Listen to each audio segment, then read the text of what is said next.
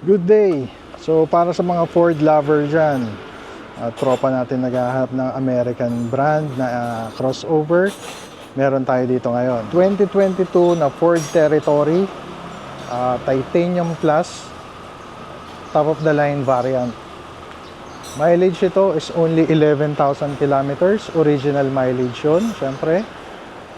Meron tong Casa Service Record sa Ford Alabang. Pwede nyo i-double check anytime. A DRL, LED headlights, 360 degrees camera, naka-rim 18, lahat ng gulong makakapal. Pare-pareho mga gulong. Sobrang kinis, sobrang sariwa. Pakita ko sa inyo yung loob. All leather seats. Buong buo lahat ng upuan, walang sira, walang punit, kahit gas-gas, wala. Ganon din dito sa kabila, maayos na maayos lahat ng upuan. Pati sidings, naka-leather. Ganon din yung ating dashboard. Leather wrap steering wheel din. Tapos nandito yung control para sa settings and control ng ating Bluetooth hands-free at saka yung ating infotainment. Dito naman sa bandang ilalim, yan, makikita mo, ito naman yung control ng adaptive cruise control. Ceiling, malinis, napakalinis, naka-panoramic roof. Tapos naka-push start. All power na rin to, power windows, power fold and adjust ng side mirror.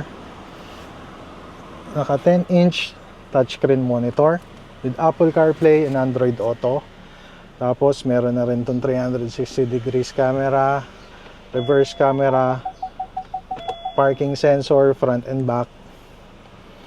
Dito, ito yung control ng aircon natin. Dito naman sa ilalim, meron tayong dalawang USB charging port.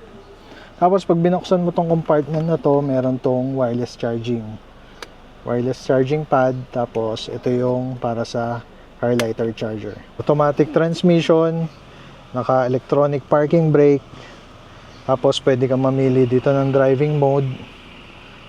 Ito naman yung para sa active park assist. So pwede to mag-park mag-isa. Ito naman yung control din para sa ating infotainment. So wheel to and joystick at the same time. Mileage natin is only 11,000 kilometers. Original mileage yun. Siyempre, double your money back kung yan ay tampered. Meron din tong Casa Service Record sa Ford Alabang. So, pwede nyong i-double check or i-verify. Pagdating naman sa safety, meron tong 6 airbags. Dual front, dual side, at saka curtain airbags. Tapos, siyempre, yun nga, naka-adaptive cruise control, active park assist, lane departure warning, forward collision warning. So sobrang loaded na to ng features. Tapos syempre kompleto rin to, owner's manual, warranty booklet, yan nandyan. Tapos smart key, kompleto rin yung susi. Ito naman tayo sa second row.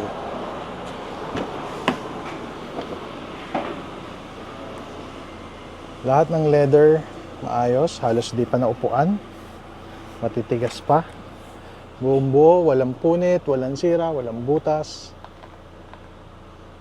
Napakakinis ng mga upuan.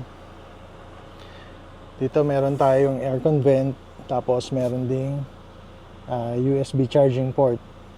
Sa gilid ng mga pinto may bottle holder. And then dito sa gitna, sa armrest, meron siyang cup holder. Ito yung kanyang tailgate. LED taillights na rin.